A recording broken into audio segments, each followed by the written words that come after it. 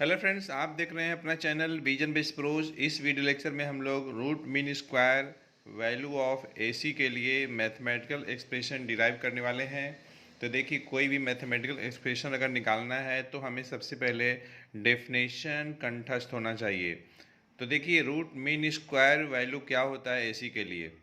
तो it is defined as the value of steady current which produces the same amount of heat in a conductor in a certain time interval as is produced by AC in the same conductor during full cycle। ध्यान रखिएगा, हम लोग average जब निकाल रहे थे तो half cycle consider कर रहे थे और उसमें हम चार्ज की बात कर रहे थे।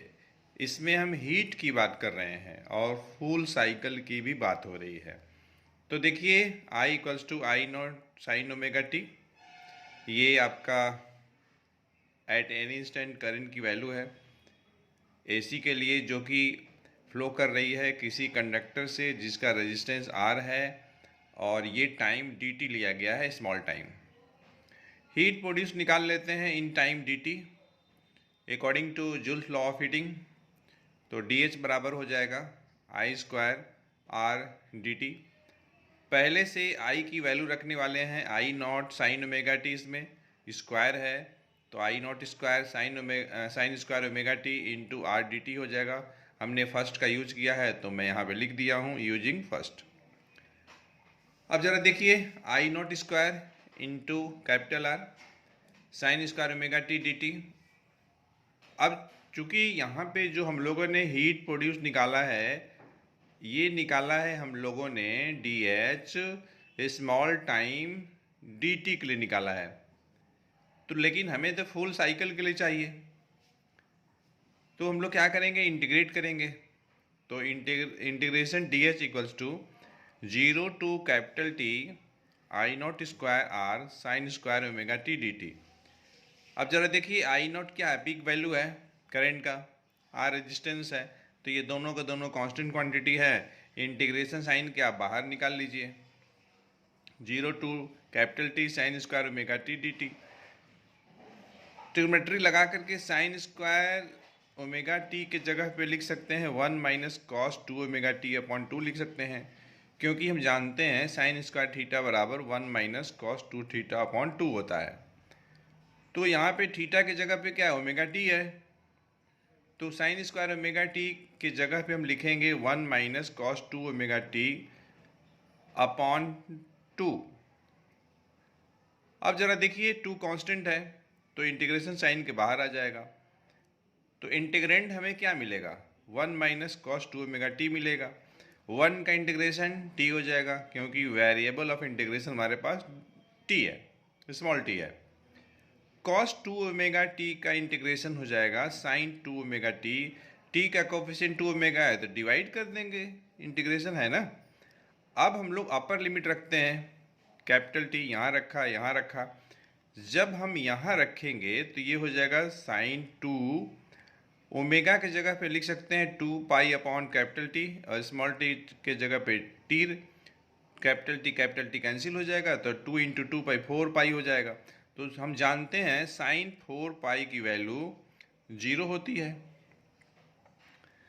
तो इस तरीके से हमें मिल जाएगा I not square capital R upon 2 into capital T, ये मान लीजिए कि सेकेंड हो गया।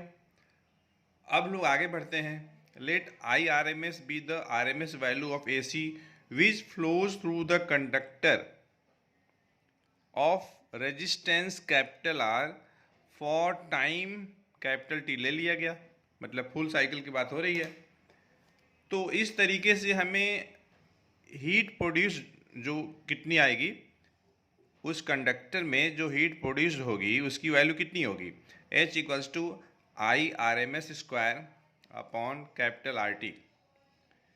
अब ये मान लीजिए कि सेकेंड, ये थर्ड हो गया, तो ज़रा सेकेंड और थर्ड का आप लेफ्ट हैंड साइड देखिए, H है, H यहाँ भी है। तो आप क्या करिए कि दोनों का, मतलब सेकेंड का और थर्ड का राइट हैंड साइड इक्वेट कर दीजिए। ऐसा मैं इक्वेट क्यों कर रहा हूँ, तो डिफिनीशन के अनुसार, क्योंकि डिफिनीशन में देखिए साफ बता रहा है कि रूट मीन स्क्वायर वैल्यू जो होता है एसी का, वह वैल्यू है स्टेडी करंट का जो प्रोड्यूस करता है same amount of heat in a conductor in certain time interval as is produced by AC in the same conductor during full cycle। तो हम लोग क्या करेंगे, इन view of definition equation second और थर्ड को इक्वेट करेंगे। तो चूंकि दोनों का लेफ्ट हैंड साइड बराबर है, एच एच है, तो राइट हैंड साइड भी बराबर हो जाएगा। तो according to definition of RMS value of AC 2 equals to third, तो देखिए I square RMS capital RT equals to I not square capital RT upon 2। अब जरा देखिए RT कैंसिल हो गया, तो इस तरीके से हम लोग को मिलेगा, यहाँ से देखिए, यहाँ से हम लोग को मिल जाएगा आई स्क्वायर RMS की वैल्यू मिल जाएगी आई नॉट स्क्वायर अपॉन 2 मिल जाएगा। लेकिन हमें आई स्क्वायर RMS तो नहीं चाहिए, हमें तो आई RMS चाहिए, तो हम स्क्वायर रूट ले लेते हैं दोनों साइड का। तो इस तरीके से हमें मिल जाएगा आई RMS की value I not upon root 2 मिल जाएगा। तो अगर हम यहाँ पे फर्दर अगर सिंप्लीफाई करें तो देखिए 1 अपॉन रूट 2 की वैल्यू होती है 0.707। तो इस तरीके से आई RMS के लिए जो मैथमेटिकल एक्सप्रेशन मिला हमें आई नॉट अपॉन रूट 2 मिला, and which further after simplification can be written at 0.707 I not. तो इस तरीके से आई RMS जो होगा आई नॉट का 70.7% होगा। और बच्चों न्यूमेरिकल पॉइंट ऑफ व्यू के लिए भी ये क्वेश्चन बहुत ही बेहतरीन है, क्योंकि यह जो रिजल्ट है इस रिजल्ट को याद रखना है और इस रिजल्ट के बेसिस पे न्यूमेरिकल लगता है। तो आई नॉट क्या है, पीक वैल्यू है, और ये देखिए रूट मीन स्क्वायर करंट है, ठीक है। और ये छोटे छोटे क्वेश्चन भी इससे पूछे जा सकते हैं।